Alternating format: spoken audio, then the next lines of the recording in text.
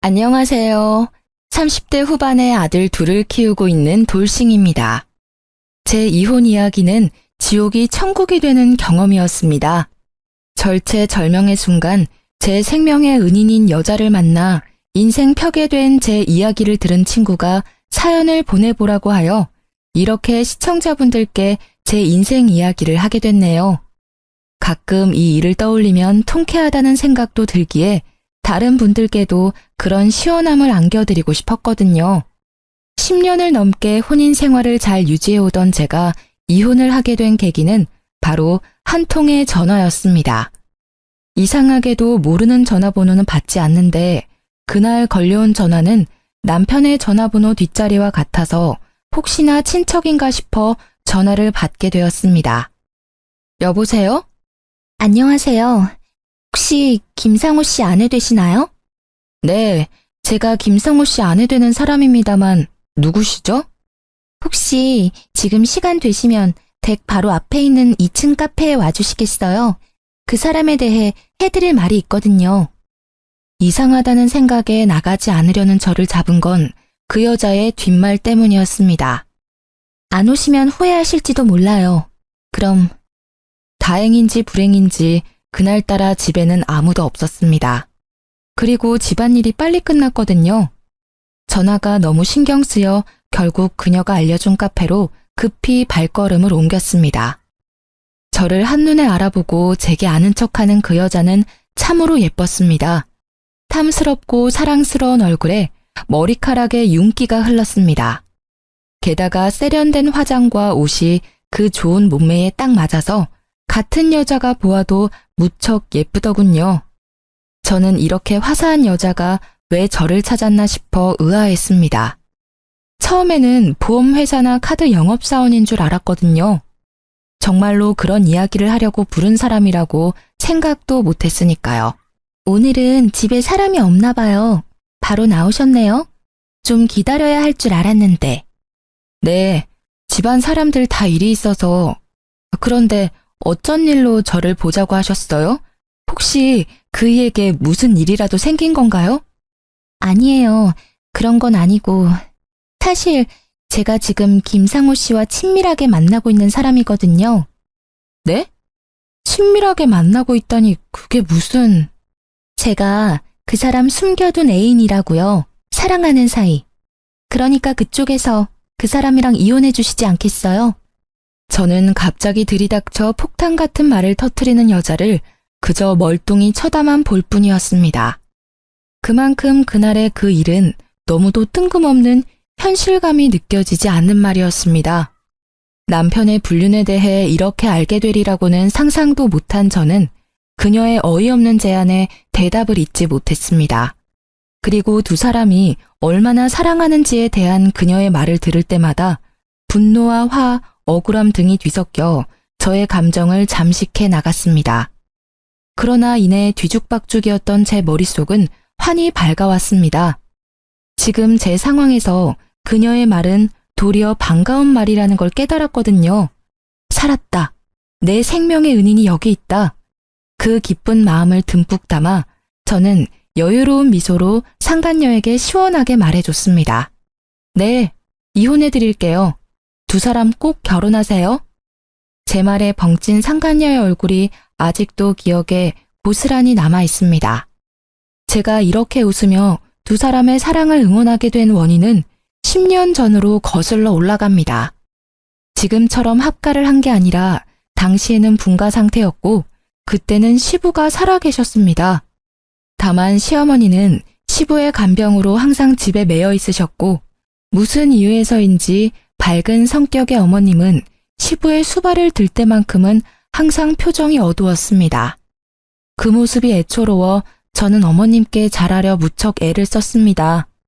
남편은 삼형제 중에 맏이었는데 셋이나 되는 며느리 중에 저를 가장 반기셨습니다. 손이 귀한 집안에 시집와 옥 같은 아들을 둘이나 낳은 것도 그 이유 중에 하나였지만 그것이 전부인 것은 아니었습니다. 어머, 어서 와라, 아가. 이렇게 일찍 안 와도 되는데. 그래도 이렇게 일찍 와서 준비를 도맡아 해줘서 너무 고맙구나. 정말 나한테 일이 잘하는 건 너뿐이야. 별 말씀을요. 빨리 해놓고 저도 어머님이랑 수다 떨면서 시간 보내는 게 좋은걸요. 어휴, 세상에.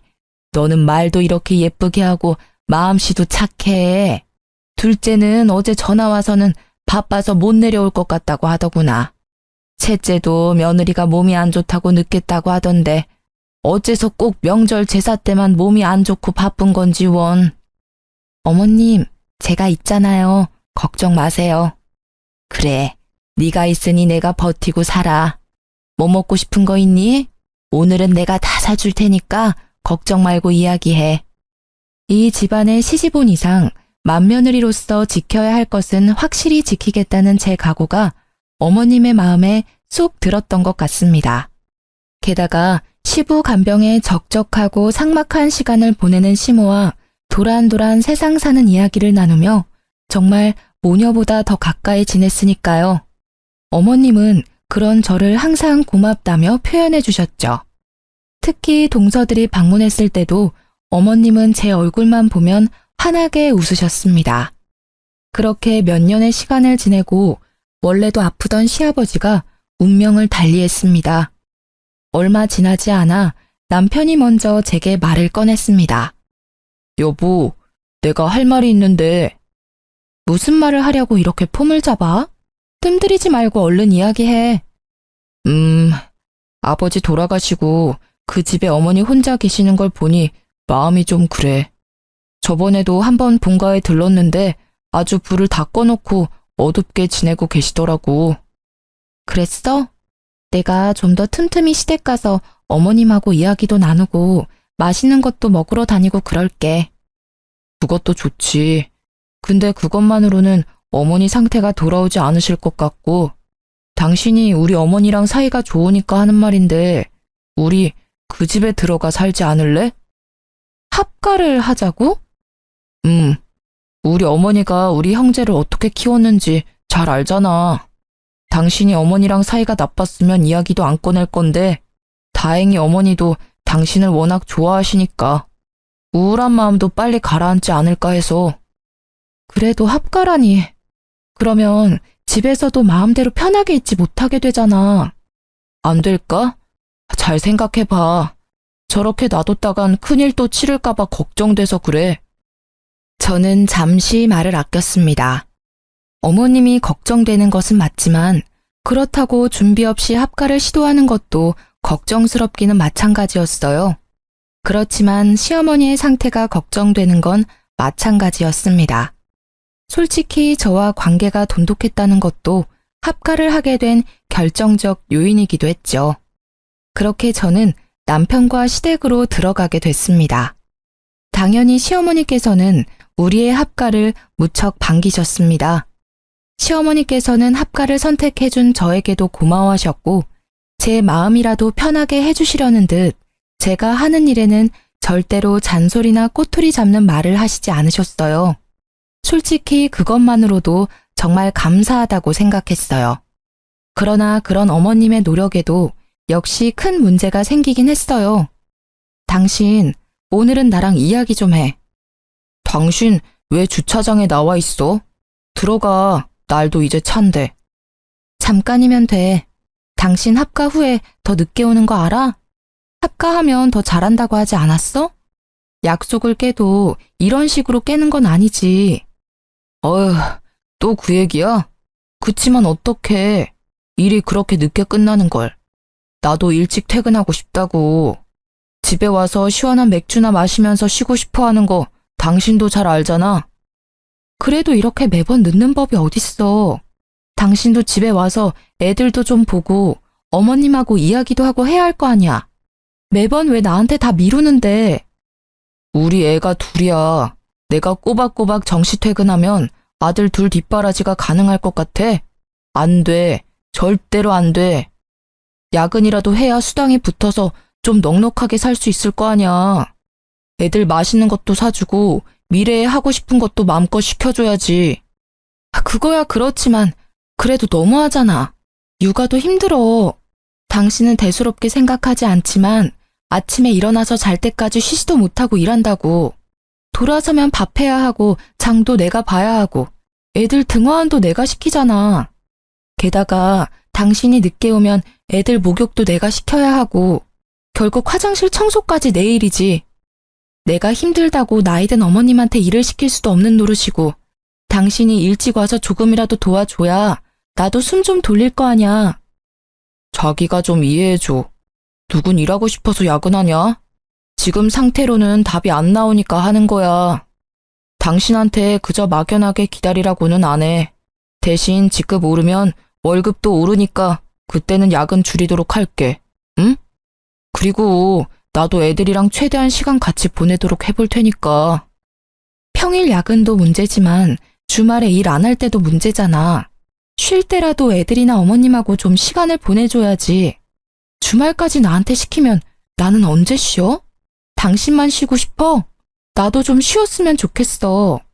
집안일은 했는지 티도 안 나고 육아도 내가 다 도맡아 하니까 내가 얼마나 힘들게 사는지 모르지? 당신이 몰라서 그래. 야근 계속 해봐. 얼마나 몸이 피곤한데. 주말에 애 보는 건 거의 불가능에 가까워. 솔직히 아침 9시부터 저녁 10시까지 일하는 나한테 주말 정도는 양보해줘야 하는 거 아니야? 당신은 틈틈이 쉬면 되잖아. 쉴 틈이 어딨어. 있으면 진작 쉬었지.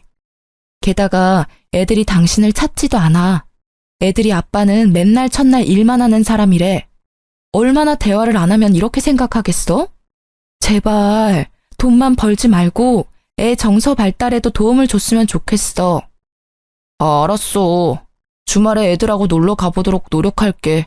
그럼 됐어? 이제 잔소리 그만하고 들어가자. 나 피곤해. 남편이 힘들어 보인 건 사실이었고 애초에 홀벌이를 하는 집이라 남편의 수입이 전부인 것을 감안하면 어쩔 수 없는 일이기도 했습니다. 그러나 머리로는 이해했지만 여전히 마음은 서운했습니다. 나의 하소연을 잔소리 취급하며 대수롭지 않게 여기는 그 모습에 실망도 했습니다. 그렇게 하루가 멀다 하고 우리는 똑같은 문제로 주차장에서 매번 이렇게 다투었습니다. 결국 그 뒤로도 저는 시어머니의 하루 3끼의 식사를 챙기는 것과 육아, 집 청소와 자질구레한 살림살이를 하느라 바쁘게 지낼 수밖에 없었습니다. 그렇게 지지고 볶고 10년을 지낸 어느 날 병원을 다녀온 어머님과 남편의 표정이 심상치 않음을 느꼈습니다. 무슨 일이냐고 물어보지도 못할 만큼 얼굴색이 파리한 시어머님 때문에 신경이 쓰여 같이 다녀온 남편을 추궁했더니 저녁에 시동생들과 함께 밖에서 보자고 하더군요. 무슨 일인데? 어머님 상태 많이 안 좋으셔? 아님 기력이 많이 떨어졌다거나. 아, 우리 어머니 간암이래. 간암이요? 시동생들과 동서들은 그 말에 깜짝 놀라 말을 잇지 못했습니다. 그래, 못해도 이기 이상이라는데. 거의 확실하고 전이 됐는지는 다음에 와서 확인해봐야 한다고 하는데 의사가 간이식까지 생각해야 한다고 하더라고. 여태껏 고생하신 어머니 이제야 좀 편히 사시나 했는데 하늘도 무심하시지. 가족들은 청청병력 같은 소리에 다들 망연자실이었습니다. 그래도 간이식하면 살 수는 있는 거잖아요. 우리 알아보러 가요. 우리 중에 간이식 할 수 있는 사람이 하나라도 있을 거 아니에요. 내 말에 남편과 시동생들은 모두 고개를 끄덕이며 동조했지만 동서들은 껄끄러운 표정이었습니다. 저만큼 어머님과 살뜰한 관계는 아니었으니 그럴 수 있다고 생각했습니다. 다만 제가 적합하다고 한다면 드릴 의향이 있었기 때문에 적합 검사를 받자고 한 것뿐입니다. 그리고 병원의 결과는 놀라웠습니다. 그 6명 중에 딱 저만 가능하더군요. 저는 이것도 시어머님과 저의 인연의 깊이라고 생각했습니다. 저를 살뜰히 챙겨주셨으니 저도 그 마음에 보답할 수 있는 길이 생겼다고 생각했죠. 그러나 수술이 워낙 큰 수술이다 보니 저도 선뜻 그러노라 말이 나오지 않았던 것도 사실이었습니다. 당시 육아와 살림에 찌든 제 몸 상태도 그리 좋지만은 않았거든요. 그 모습이 제가 망설이는 거라고 생각한 남편과 시동생들은 울며 불며 제게 매달렸습니다. 여보, 제발 부탁이야. 응? 우리 어머니 좀 살려줘. 이런 말 정말 파렴치한 거라는 거 알고는 있는데 붙잡을 곳이 당신뿐이야. 이식만 해주면 진짜 편하게 살 수 있도록 내가 다 할게. 예, 형수님. 우리 어머니만 살려주시면 진짜 살면서 이 빚은 다 갚을게요. 제발 부탁드립니다. 저희가 이제부터 더 잘할 테니까 제발요. 시댁에 모인 모두가 저를 설득시키려고 할 때 시어머님이 서늘한 표정으로 말씀하셨습니다. 됐다. 간이식은 받지 않으마. 오히려 잘 됐어. 늙으면 일찍 죽어야 흉한 꼴 안 보이고 갈 수 있어. 어머니, 그런 말씀이 어디 있어요. 자식들 생각 좀 해주세요. 이렇게 살릴 수 있는 방법이 있는데 어째서 눈앞에서 어머니를 잃어야 하는데요. 그래요, 어머님. 저도 몸 상태가 좋아지면 아서라. 이미 다 늙어 빠진 노인이야. 앞길 팔팔한 젊은 애들 간을 얻는다 한들 얼마나 살 거라고 수술을 해? 그거야말로 낭비야. 이식 안 할 거니까 그렇게들 알고 있어. 어머니! 그런 시어머님의 모습을 보니 저는 더 해주고 싶은 마음이 들었습니다. 그러나 당시 저의 몸 상태도 그리 좋지는 않았고 의사 선생님과 수술 과정의 준비에 대한 이야기를 듣고 한참을 고민하던 중이었습니다. 그러던 차에 제게 생명의 은인이 다가온 것이죠. 저희 3년 동안 당신 몰래 거의 매일 만났어요. 1년 전쯤부터는 출장이라고 속이고 여행도 갔다 왔죠. 쉽게 말해 3년 동안 불륜을 저질렀다는 말인가요? 불륜이 아니라 사랑이죠. 제가 그런 꺼림칙한 관계로 끝낼 거였으면 그 사람 와이프인 당신 앞에서 이렇게 당당하게 밝히고 있겠어요? 그래서 당신의 마음이 사랑이기 때문에 둘은 사랑을 나누었다고 말하고 싶은 건가요? 그런데 어쩌죠? 세상에서는 당신들의 관계를 불륜이라고 불러요. 그리고 당신은 그 사람의 애인이 아니라 상간녀고요. 그러니까 그게 싫어서 이렇게 제가 온 거잖아요. 그 사람이 당신이라는 여자에 대해 얼마나 부정적으로 생각하는지는 알고 있어요? 잔소리 많고 꾸밀 생각조차 없는 아줌마라고 이야기하면서 아침에 눈을 뜨면 보고 싶지 않다고도 했었죠. 부정적으로... 불륜 저지르는 남자들은 다 똑같지 않나요? 와이프는 세상에서 제일 못된 추녀고 상간녀는 세상에서 제일 착한 미녀라고 하죠. 일단 눈앞에 먹음직스런 음식에 눈이 멀어 무슨 말이든 뱉고 보는 거죠. 그런데 왜 당신이 와서 이야기해요? 이야기하려면 그 인간이 내게 직접 이야기해야 하는데 당신과 저는 아무런 관계도 아니잖아요. 저와 법적으로 얽혀있는 건 그 남자고 당신은 남인데 그 법적 관계를 깨고 제가 그 관계를 가져가고 싶어서 그렇죠. 저도 이 관계 청산하고 그 사람과 진심으로 새 출발하고 싶어서 이렇게까지 한 거예요. 그이는 다정하기도 하지만 워낙 우유부단해서 그런 말을 직접 못하잖아요.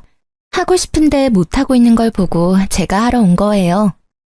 당당해 보이지만 사람들 없을 때 몰래 불러낸 거 보면 남편한테 들키고 싶지 않아서 그런 것 같은데 왜요? 그 사람이 그냥 연애만 하자고 해요? 그래도 다행이네요. 언젠가 마누라랑 이혼하고 당신이랑 살 거라는 허황된 공수표를 날리지는 않은 것 같아서. 맞아요. 솔직히 말하면 와이프한테 들키지 않고 계속 연애만 하자고 해서 열받아서 직접 몰래 왔어요.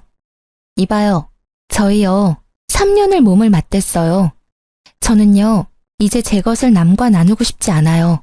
당신이 와이프라면 바람 피운 사람하고 말도 섞기 싫은 게 당연한 거 아니에요? 그러니까 당신이 그 사람이랑 이혼해 줄 것 같아서 온 거예요. 냉정하게 맞받아치고 있었지만 이미 제 머릿속은 분노와 화로 가득했습니다. 아들 둘을 키우랴 시모 수발 들랴 이제껏 나 자신에게 소홀했던 그 대가를 치룬 것만 같았습니다. 게다가 마누라를 합가까지 시켜놓고 자신은 늦게까지 젊은 여자와 바람이나 히히덕거리고 있었다는 것을 떠올리기만 해도 부하가 치밀어 올랐어요. 분노로 벌벌 떨리는 손을 그 상간녀에게 들키지 않으려 꽉 쥐고 있었습니다. 그러고 보니 몇 년 전에는 거의 없었던 출장이 요 1년간 잦았다는 것이 떠올랐습니다. 가만히 생각해보면 징조는 여럿 있었습니다. 언제나 외모와 옷에 신경 썼고 영수증이나 신용카드 내역도 철저히 숨겼죠. 저는 그 능글맞은 남편의 얼굴이 떠올랐습니다. 그리고 시어머니에게 간이식을 해줄 생각도 아예 싹 사라졌습니다. 나를 배신한 남편을 생각하니 어머님께 간을 이식해주고 싶지 않았어요. 저는 상간녀의 말을 들으며 마음을 정했습니다. 이혼하기로. 네, 이혼해드릴게요. 두 사람 꼭 결혼하세요. 정말요? 진짜 이혼해주는 거예요? 네, 그러니 걱정 마세요. 당신 말대로 저도 그런 남자 얼굴 맞대며 살고 싶은 마음 추워도 없거든요. 말이 통하는 사람이라 다행이네요. 역시 제가 나서야 일이 해결되네요. 네, 그치만 두 분은 제 혼인 파탄에 책임이 있으시니까 내일 저는 이혼 전문 변호사를 찾아갈 거예요. 법적 관계를 거의 반강제로 청산당하게 생겼으니 그 정도는 이해해 주실 거죠? 그럼요. 걱정 마세요. 너무 고마워요. 이렇게 깔끔하게 해결돼서 정말 다행이에요. 아니었으면 진짜 힘들게 돌아갈 뻔했어요. 아니에요. 오히려 제가 더 고마운 마음이에요. 이렇게 직접 와서 알려주고 결단 내리게 해주셔서 고마워요. 그럼 이 집구석이 어떤 상황인지도 모른 채 내게 고마워하는 상간녀를 보니 저는 웃음이 났습니다. 저의 호의 가득한 말에 상간녀는 영문을 모른 채 멍청한 표정을 짓고 있었어요. 그날 집으로 돌아온 저는 다시 주차장에서 남편을 기다렸습니다. 아픈 시어머님께 이런 모습까지는 보이고 싶지 않았고 혹여나 이 사실에 충격받으실까봐 조용히 이야기하려던 거였어요. 그런데 그날도 무척이나 늦은 귀가를 하더군요. 오늘도 그 상간녀와 놀다가 늦은 거라 생각하니 점점 열이 오르기 시작했습니다. 당신 왜 또 밖에 있어? 뭐야, 오늘도 잔소리야? 아니, 잔소리 아니고 당신이 꼭 들어야 하는 중요한 이야기야. 무슨 말이 하고 싶은 건데? 혹시 어머니 얘기야? 어디 안 좋으셔? 그래서 어머니 없는 데서 말하는 거야? 아니, 지금 할 이야기가 어머님 건강에 안 좋을까봐 밖에서 얘기하려고. 뭔데 이렇게 뜸을 들여? 별거 아닌 이야기라면 그냥 집에서 하자. 나 피곤해. 당신이 피곤해하는 것 같으니까 나도 간단히 말할게. 별거 아니라면 별거 아닌 이야기니까. 오늘 정말 예쁘게 차려입은 젊은 여자가 우리 집 앞까지 날 찾아왔거든. 그 사람이 글쎄 대뜸 나더러 당신이랑 사랑하는 사이라고 하더라고. 어때? 별거 아닌 이야기지? 제 말에 남편의 얼굴이 점차 굳어가고 있었습니다. 그래, 어디서 만난 여자야? 오피스 와이프야? 아님 인터넷으로 만난 사람? 그것도 아니면 설마 술집 여자는 아니겠지. 근데 정말 비참하더라. 그렇게 예쁜 여자 앞에서 화장도 제대로 하지 않고 집안일에 육아에 찌든 내 모습이 창가에 비치는데 정말 죽고 싶을 정도였어. 내가 왜 당신 때문에 이런 거지 같은 기분을 느껴야 하지? 곧 남편이 허둥대며 말했습니다. 잠깐만. 당신 쓸데없는 오해하면 안 돼. 그 여자 아무것도 아닌 사이야. 나는 떳떳하다고. 아무것도 아닌 여자치고는 너무 당당하던데 당신이 이런 이야기 절대 못 꺼낸다고 자기가 직접 와서 하는 거라고 했어. 나더러 당신이랑 이혼해줬으면 좋겠다고 하더라고. 요즘 참 대단한 세상이야. 상간녀가 직접 와서 조강지처에게 그것도 시어른 모시는 와이프 얼굴 맞대며 그런 이야기를 꺼내다니. 그 여자가 진짜 그렇게 말했어? 맹세코 나는 그런 말 한 적 없어. 그냥 몰래 만나자고만 했지. 엔조이였어. 그 여자도 곧 정리하려고 했어. 정말이야. 웃기시네. 당신 야근이랑 출장이 잦아질 때부터 예상했어야 했어. 그런데도 내가 당신을 믿었던 건 아픈 어머님이 계신데 설마 바람을 피웠을까? 그 효심을 믿었기 때문이거든. 지금 생각해보니 너란 사람이 상식적인 인간이라 믿은 내가 참 바보였네? 여보, 미안해. 근데 진짜로 이것만은 알아줘. 걔는 그냥 잠깐, 진짜 아주 잠깐 재미로 사귄 거야. 알잖아. 살다 보면 이런저런 해프닝이 생기는 것처럼 그런 사소한 해프닝인 거지. 진지하게 만나거나 그런 거 절대 아니야. 난 분명 싫다고 했고 또 근데 이상하지?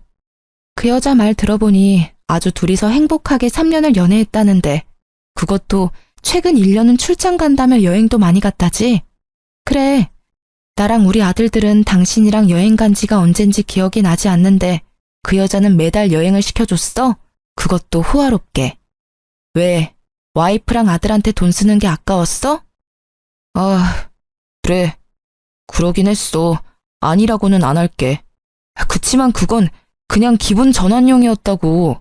나는 당신이랑 이혼할 생각 없이 재미만 잠깐 보려고 했지.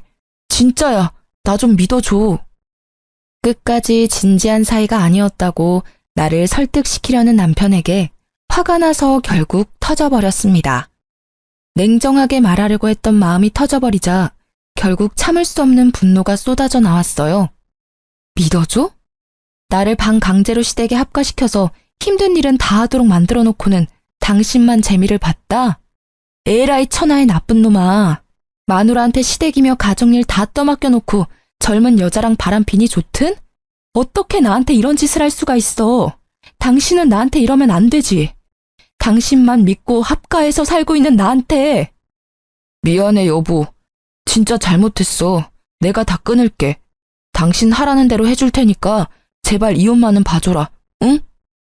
남편은 손이 발이 되도록 싹싹 빌었지만 제 눈에는 그것마저도 거짓인 것처럼 느껴졌습니다. 나는 그렇게 해줘야 할 이유가 없는데? 나 당신 상간녀하고 약속했거든. 이혼해주기로. 난 당신과는 다르게 약속은 꼭 지켜. 그럼 우리 어머니 간이식이라도 해주고 이혼해주면 안 될까? 순간 제 귀를 의심했습니다. 바람난 것도 괘씸한데 어떻게 자기 입으로 간이식을 운운할 수 있는지 뻔뻔한 것도 정도가 있는 법인데 말이죠. 내가 미쳤어? 당신이 젊은 년이랑 바람난 것도 우라통이 터져서 미쳐버릴 것 같은데 이 식을 왜 해줘? 당신 정신이 제대로 박혀있긴 해? 아니, 어머니가 당신 많이 좋아하시잖아. 당신도 어머니 살뜰하게 챙겼고 그간의 정이 있는데 마지막으로 그거라도 좀 해주고 가, 어? 나한테 부탁하지 말고 당신이랑 죽고 못 살도록 알콩달콩 깨볶는 상간녀한테 이야기하는 게 어때? 그 정도로 사랑한다면 싫다 소리 없이 해줄 텐데, 안 그래? 걔는 어머니랑 만난 적도 없어. 상식적으로 한 번도 본 적 없는 사람한테 간이식 해줄 사람이 어디 있어? 당신은 10년 넘게 모셨잖아. 명색이 며느리인데 그 정도도 못 해줘? 그 말에 저는 화가 머리끝까지 났습니다.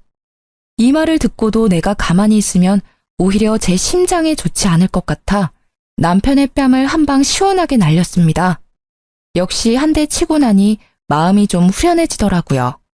미친놈아, 상식이 뭔지도 모르지? 지나가는 사람들 아무나 붙잡고 물어봐. 바람난 남편 어머니 간이식 해주는 건 상식인지 아닌지. 아, 속 터져. 이런 놈을 이제까지 남편이라고 데리고 살았다니 내가 미련한 년이지 내가. 결국 그 다툼을 끝으로 저는 시댁에서 나오게 됐습니다.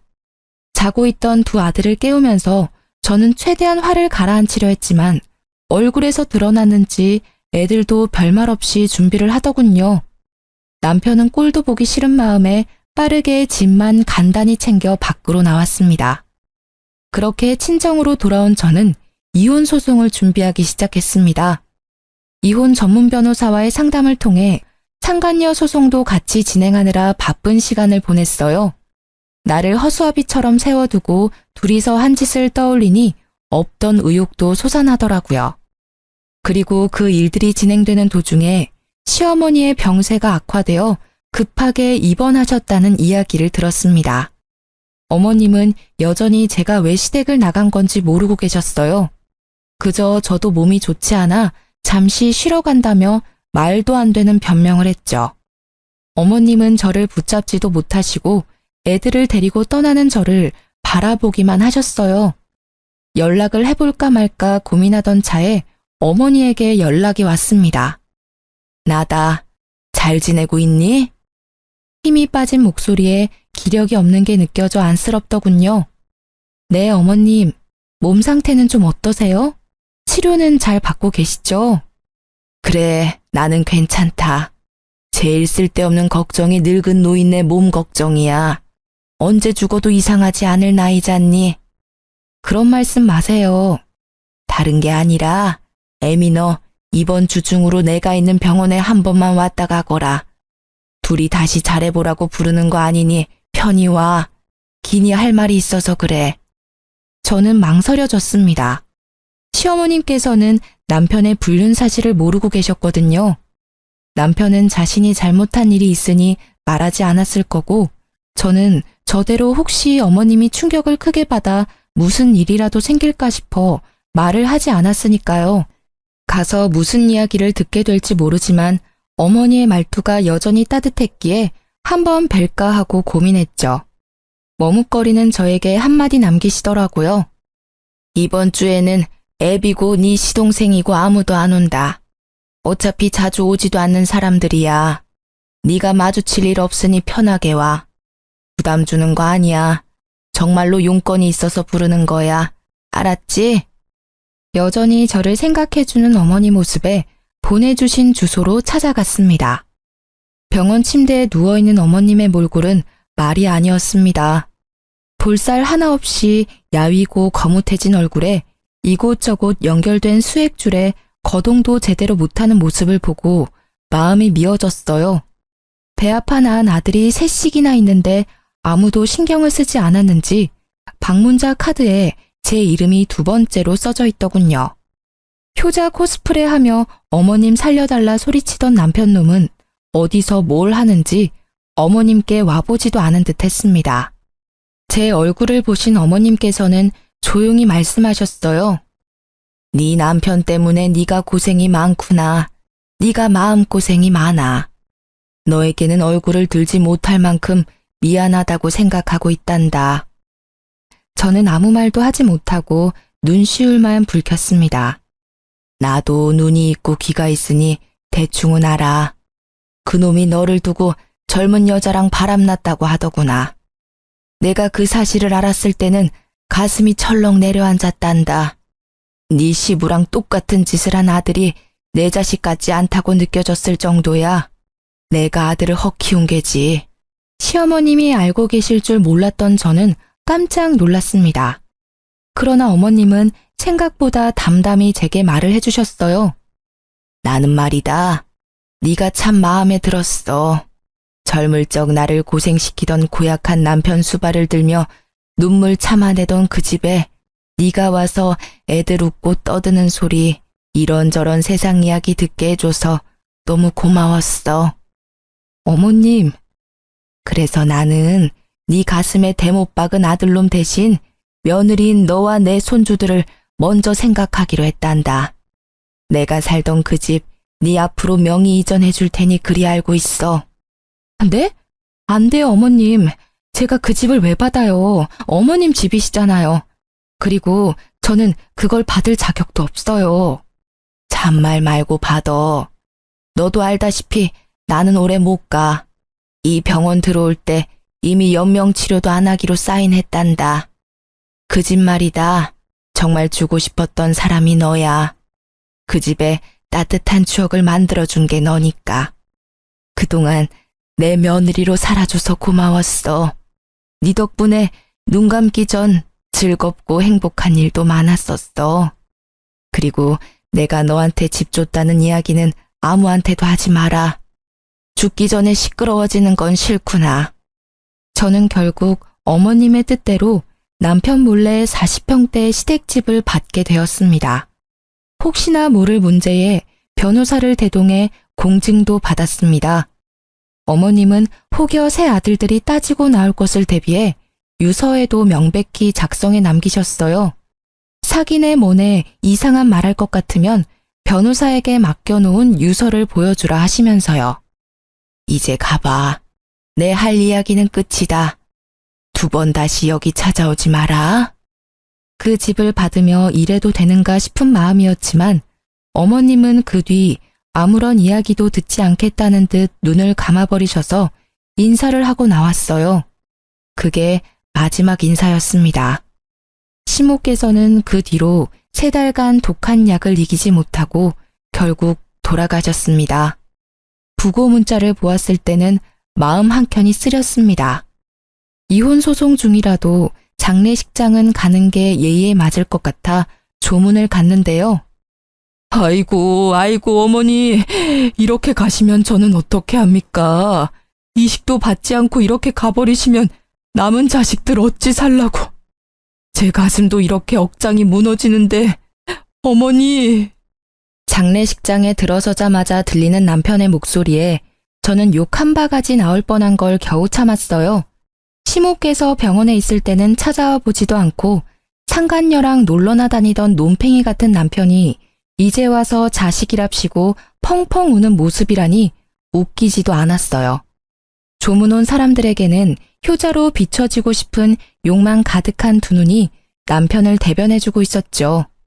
그 꼴을 보는 게 싫었던 저는 빠르게 조문을 마치고 시댁으로 다시 돌아왔습니다. 어머님이 입원해 있던 동안 상간녀가 이 집에서 살았었는지 상간녀의 짐도 엄청나게 많더군요. 이제 제 집이 된 시댁에서 남편이 들어오기를 기다렸던 저는 도어락 열리는 소리에 거실에서 남편을 맞이했습니다. 남편의 옆구리에는 그 상간녀가 딱 붙어 있더군요. 시모가 없다고 이렇게 바로 상간녀를 데리고 오다니. 남편은 제가 거실에 있는 걸 보더니 깜짝 놀란 듯 했습니다. 당신이 왜 여기에 있어? 어차피 이혼 소송 중인데 짐 싸고 당장 나갈 줄 알았더니. 아니지, 짐 싸고 당장 나가야 되는 게 맞지. 역시나 남편은 모르고 있었습니다. 이 집이 누구의 소유가 되었는지. 저는 당일 떼어놓은 등기부등본을 척하니 보여주었습니다. 처음에는 그게 뭔지 몰라 멀뚱멀뚱 읽고 있던 그가 갑자기 손을 덜덜 떨며 재차 확인하기 시작했습니다. 이제 알겠어? 이 집 내 거야. 그러니까 너희 두 사람이 당장 나가야 될 것 같은데? 왜? 이 집이 왜 당신 앞으로 되어 있어? 내가 받는 게 당연한데. 아, 뭐야. 당신 대체 뭔데? 우리 어머니한테 뭘 어떻게 했길래 어머니가 당신한테 집까지 준 거야? 그러게나 말야. 내가 뭘 해서 어머님이 내게 집을 남기셨을까? 당신이 잘 좀 생각해봐. 일단 이 집에서 나가. 알았지? 야, 너 설마 우리 엄마 협박했어? 아님 시어머니 상대로 사기쳤냐? 정당하게 합법적으로 시어머님 통해서 전달받은 건데 못하면 어머님 담당했던 변호사님께 찾아가 봐. 명함 줄게. 당당한 제 말에 뒷목 잡는 남편과 옆에서 눈알만 열심히 굴리는 상간녀의 모습을 보며 곧장 이삿짐 센터에 전화를 했습니다. 여기요. 용달차 하나 보내주세요. 짐 그렇게 많지는 않거든요. 최대한 빨리 와주세요. 상간녀가 저와 제 아들들 짐만 고스란히 모아 창고방에 처박아 놓았길래 저는 그 짐을 제외한 남편과 상간녀의 짐을 모조리 용달에 실어달라고 했습니다. 남편이 믿고 있던 재산이 그 집뿐이었는데 그 집이 제 것이 되었으니 상간녀는 두 번 다시 볼 일 없다는 듯 짐을 챙겨 나가려고 하더군요. 야, 너 어디 가? 야, 너 설마 내 돈 보고 붙어 있었어? 이 꽃뱀 같은 년이? 그럼 오빠 어딜 봐서 나 같은 여자가 붙어 있었겠어? 이 집이 오빠 명의도 아닌데 내가 붙어 있을 필요 없잖아. 서로 주고받는 심플한 사이인데 그 정도는 당연한 거 아니야? 뭐? 뚫린 입이라고 함부로 이야기하지? 언제는 나 좋다며, 내가 전부라며. 네가 와이프한테 이혼하라고 해놓고 너 혼자 빠지겠다. 내가 시키지도 않은 일을 만들어서 분란만 만든 건 너야. 너도 책임질 건 져야 할 거 아냐. 왜 네가 싸지는 일을 내가 수습해야 하는데? 그거야 오빠 생각이지. 게다가 오빠가 이렇게 멍청한지 몰랐었거든. 난 돈 없는 오빠한테는 관심 없어. 오빠가 뭐가 대단해? 몇 푼 되지도 않은 월급에 얼굴이 잘생겼기를 해, 다정하기를 해. 거기다가 봐. 내가 오빠 생각해서 와이프랑 이혼하게 만들어놨는데 두 눈 뜨고도 집까지 홀랑 뺏기고. 너 말 다 했어? 저와 용달 기사들이 보는 앞에서 두 사람의 추접스러운 대화는 그렇게 몇십 분 동안 이어졌습니다. 정말 수준 떨어지는 사람들끼리 똑같은 짓 하는 걸 보니 코미디가 따로 없었네요. 결국 남편은 상간녀와 함께 제 집에서 쫓겨났습니다. 어디로 간 건지는 모르겠지만 두 사람이 함께가 아니라는 것만은 확실했어요. 집 하나 없다고 찢어지는 두 사람을 보며 사랑이네 뭐네 했던 상간녀의 말이 생각나더라고요. 그 여자에게는 남편이 물려받았을 집이 사랑의 대상이었겠죠. 그렇게 저는 남편과의 이혼 소송에서 승소하게 되었습니다. 당연하다고 생각해요. 상간녀를 데리고 시댁에 온 것도 그렇고 그 상간녀가 와이프인 나를 찾아와 이혼을 종용하기까지 했으니 말이죠. 그럼에도 소송까지 간 남편이 대단한 건지 모자란 건지 모르겠네요. 아, 물론 상간녀한테는 손쉽게 위자료를 받아냈죠. 요즘 애들 참 시원시원하더라고요. 소장을 받자마자 돈이 입금되더라고요. 그런데 남편은 거기에서 끝나지 않았어요. 여보, 애들은 좀 보여줘. 어떻게 엄마가 돼서 애들한테 아빠를 없애버릴 수 있어? 당신 정말 잔인한 사람이야, 어? 당신 진짜 열받는 소리만 골라서 하는 재주가 있네? 애들 어려서 아빠 찾을 때 당신 뭐라고 했는지 기억 안 나지? 아빠 바빠, 아빠 피곤해, 아빠 힘들어. 매번 이 말만 하면서 도망갔던 건 애들을 위해서 한 일이었니? 내가 잔인해? 미안한데 이미 애들 어렸을 때부터 아빠 자리는 한참 비어 있었거든? 그때는 나도 피곤했어. 지금은 또 다르잖아. 나는 애들한테 잘할 자신이 있고 또 친아빠니까 애들을 볼 권리도 있어. 애들이 보고 싶으면 밖에서 봐. 이 집으로 기어들어오지 말고. 밖에서 보고 맛있는 거 사주고 같이 즐겁게 놀다가 집에 보내주면 되잖아. 애들이 집에서 노는 걸 더 좋아하잖아. 어릴 때도 보니까 집 안에 붙어서 놀던데. 언제적 얘기를 하는 거야? 허튼 소리 그만하고 이제 내 집에 발도 디디지 마. 한 번만 더 찾아와서 난동 부리면 바로 경찰 부를 거야. 전 남편은 그제야 자신이 한 짓이 후회가 되는지 눈물을 질질 흘리기 시작하더라고요. 동정표를 사려는 작전은 제게 통하지 않는다는 걸 모르는지 이렇게 끈덕지게 집으로 들어오려던 이유가 무엇인지 나중에 알고는 웃었어요. 알고 보니 회사에서 불륜을 저질러 이혼 소송 당한 게 소문이 파다하게 났다더군요. 누가 소문낸 건지는 모르겠지만 그 길로 전 남편은 직원들에게 왕따 당하다가 결국은 스스로 사표를 냈다고 해요. 직장도 잃고 아내와 자식도 잃고 그렇게 애정하는 상간녀까지 잃은 전 남편이 뭐 하나라도 건져보려고 내 집에 온 거였어요. 최근에는 퇴사하고 일이 없어 배달기사로 벌어먹고 산다고 하더군요. 앞으로는 제발 저한테 피해를 주지 않았으면 하거든요.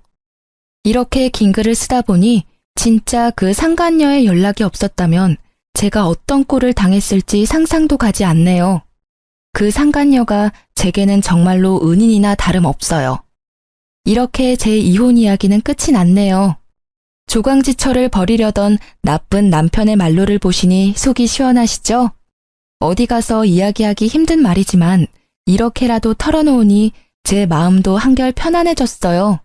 이렇게 긴 글을 함께 봐주신 분들에게 감사의 마음을 전합니다.